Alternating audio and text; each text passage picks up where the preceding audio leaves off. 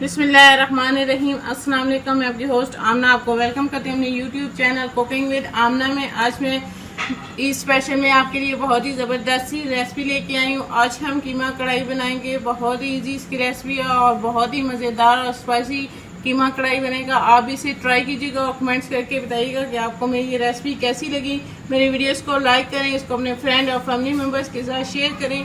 मेरे चैनल को सब्सक्राइब कर लें और साल के बेल आइकॉन को दबा लें ताकि मेरे आने वाली हर नई लेटेस्ट वीडियो की अपडेट सबसे पहले आपको मिले।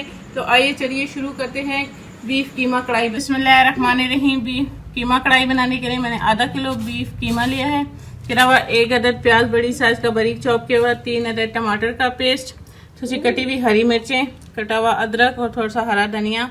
इसके अलावा हमें थोड़ी सी मेथी चाहिए, लहसुन अदरक का पेस्ट 1 चम्मच, 1 चम्मच साबुत धनिया, 1 चम्मच गरम मसाला पाउडर, आधा चम्मच हल्दी, आधा चम्मच लाल मिर्च का पाउडर, आधा चम्मच ही नमक चाहिए। इसके अलावा 1 चम्मच हमें लाल कुटी हुई मिर्च। बिस्मिल्लाहिर्रहमानिर्रहीम। कढ़ाई में मैंने 1 बड़ा चम्मच घी शामिल कर लिया है। इसमें हम प्याज डाल देंगे और प्याज को हम हल्का सा ब्राउन कर लेंगे।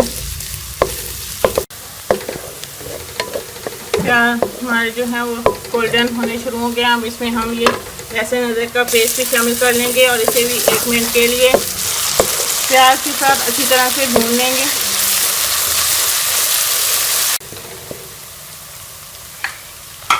लहसुन अदरक का पेस्ट को भूनते हुए 1 मिनट हो चुका है। अब हम इसमें कीमा शामिल कर लेंगे और कीमे को भी अच्छी तरह से भून लेंगे, कलर चेंज होने तक अच्छी तरह से इसमें भून लेंगे। प्याज और लहसुन अदरक लहसुन के पेस्ट के साथ कलर चेंज होने तक मैं अच्छी तरह से भून लेंगे।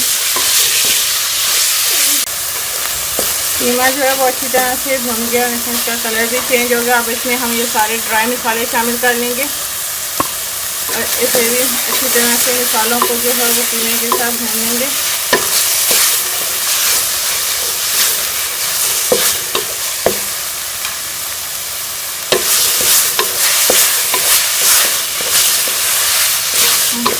अच्छी तरह से 3 से 4 मिनट जो है वो अच्छी तरह से मसालों को कीमे के साथ भून लें।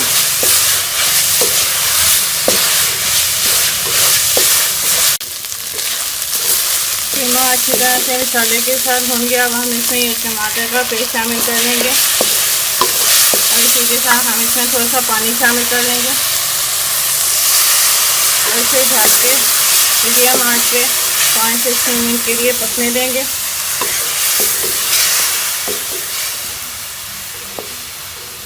मैंने टमाटर और पानी शामिल कर लिया। अब हम इसे 5 से 6 मिनट ढक के स्लो आंच पे पकने के लिए रख देंगे। कीमा हमारा अच्छी तरह से तैयार हो गया है। टमाटर भी अच्छी तरह से इसमें भून गया, कीमा जो है वो अच्छी तरह से गल चुका है।